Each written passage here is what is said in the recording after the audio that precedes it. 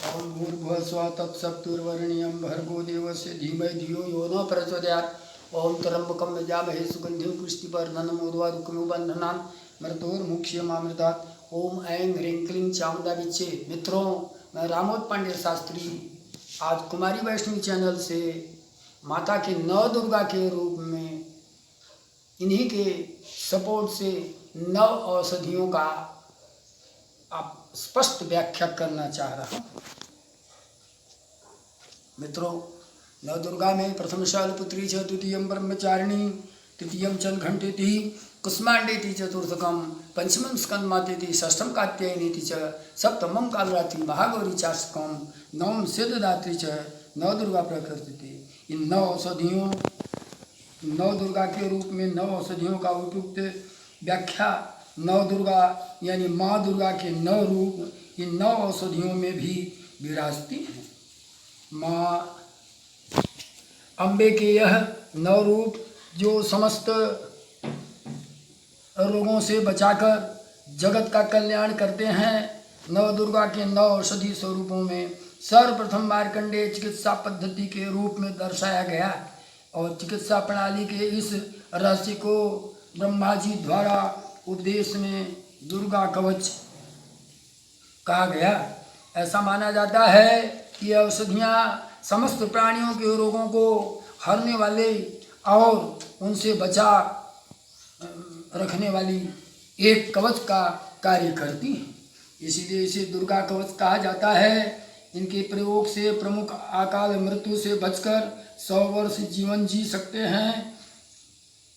जानिए दिव्य गुणों वाली नौ औषधियाँ को जिन्हें नव दुर्गा कहा जाता है। ये नौ औषधियाँ नव दुर्गा के रूप में हैं। प्रथम शैलपुत्री यानी हरद नव दुर्गा का प्रथम रूप शैलपुत्री माना जाता है।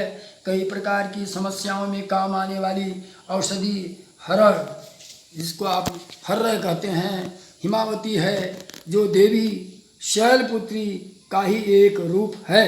यह आयुर्वेद की प्रधान औषधि है जो 7 प्रकार की औषधि की होती है। मित्रों, हर्र 7 प्रकार की होती हैं। इनमें हरितिका हरि भय को हरने वाली, पथया जो हित करने वाली है, तीसरा कायस्थ जो शरीर को मनाए रखने वाली है, चौथा अमृता अमृत के समान है, पांचवा हेमवती हिमालय पर होने वाली है, चित्तकी चित्त को प्रसन्न करने वाली है, श्रेयसी यशदाता शिवा कल्याण करने वाली है। द्वितीय ब्रह्मचारिणी यानी ब्राह्मणी नवदुर्गा का दूसरा रूप ब्रह्मचारिणी है। यह आयु और स्मरण शक्ति को बढ़ाने वाली हैं और रुधिर विकारों का नाश करने वाली और स्वर को मधुर करने वाली हैं। इसलिए ब्राह्मणी को सरस्वती भी कहा जाता है। यह मन एवं मस्तिष्क में शक्ति प्रदान करते हैं और गैस व मूत्र संबंधित रोगों को प्रमुख दवा है। यह मूत्र द्वार रक्त विकारों को बाहर निकालने में समर्थ है। अतः इन रोगों से पीड़ित व्यक्ति को ब्रह्मचारिणी की आराधना करना चाहिए। तीसरा है तृतीय चंद्रघंटेति यानी चंद्रसूर नवदुर्गा का तीसरा रूप है चंद्रघंटा। इसे चंद्रसूर या चमसूर कहा जाता है।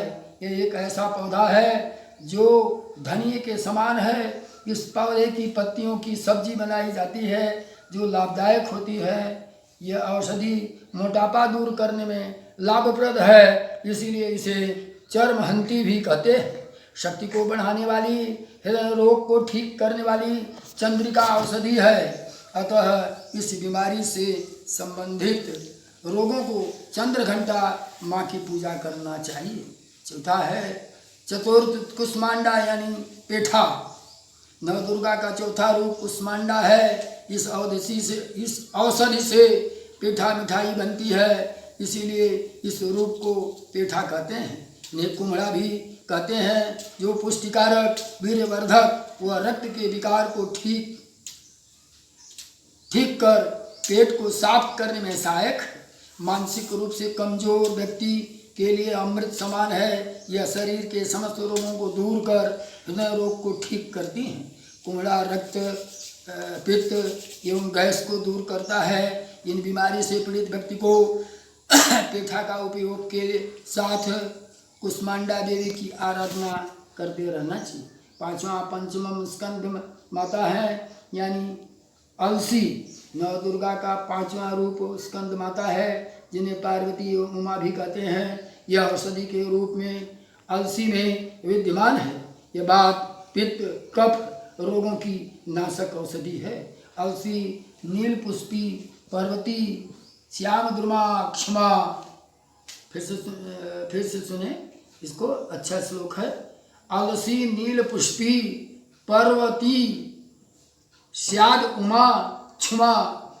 अलसी मथुरा रिक्ता स्त्रिग्धा पाके कदुर गरुह उष्णादृश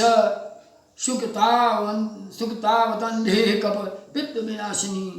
इन रोगों से पीड़ित व्यक्ति ने स्कंद माता की आराधना करनी चाहिए। छठा है कात्यायनी यानी मोईपाल। नव दुर्गा का छठा रूप कात्यायनी है। इसे आयुर्वेद में कई नामों से जाना जाता है, जैसे अम्बा, अम्बालिका, अम्बालिका, अंबिका। इसके अलावा इसे मोइया अर्थात माचिका भी कहते हैं। यह कफ पित्त अधिक विकार एवं कंठ रोग का नाश करती है। इससे पीड़ित रोगों को इसका सेवन व कात्यायनी की आराधना करनी चाहिए। सातवां कालरात्रि यानी नाग देवी हैं। दुर्गा का सप्तम रूप कालरात्रि है, जिसे महायोगीश्वरी कहा जाता है। यह नागधौन औषधि के रूप में जानी जाती है। सभी प्रकार के रोगों की नाशक, सर्वत्र विजय दिलाने वाली, मन एवं मस्तिष्क के समस्त विकारों को दूर करने वाली औषधि है। इस औषधि को व्यक्ति अपने घर में लगाने पर घर के सारे कष्ट दूर हो जाते हैं। यह सुख देने वाली एवं सभी विषयों का नाश करने वाली औषधि है। इस कालरात्रि की आराधना प्रत्येक पीड़ित व्यक्ति को करना चाहिए। अथवा अष्टम महागौरी यानी तुलसी है। नवदुर्गा का अष्टम रूप महागौरी है, जिसे प्रत्येक शक्ति औषधि के रूप में जाना जाता है, क्योंकि इस औषधि का नाम तुलसी है, जो प्रत्येक घर में लगाई जाती है। तुलसी 7 प्रकार की होती है। सफ़ेद तुलसी, काली तुलसी, मरुता, दौना, कुढेरक, अर्जक, खटपत्र, ये सभी प्रकार की तुलसियाँ रक्त को साफ करती हैं एवं हृदय रोग का विनाश करती हैं। तुलसी सुरसा ग्राम्य सुलभा बहुमंजरी अपेत राक्षसी महागौरी शूलघ्नि देवदुंदुभे। तुलसी कटुका रिक्ता हुद उष्णा हाहा पित्तकृत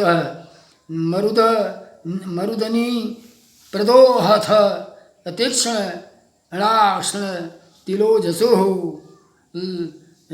इस देवी की आराधना हर सामान्य एवं रोगी व्यक्ति को करना चाहिए।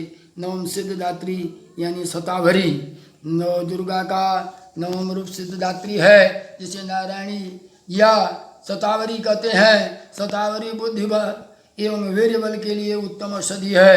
यह रक्त विकार एवं वात वित्त शोधनाशक और हृदय को बल देने वाली महाऔषधि है। सिद्धदात्री का जो मनुष्य नियम पूर्वक सेवन करते हैं, उसके सभी कष्ट स्वयं ही दूर हो जाते हैं।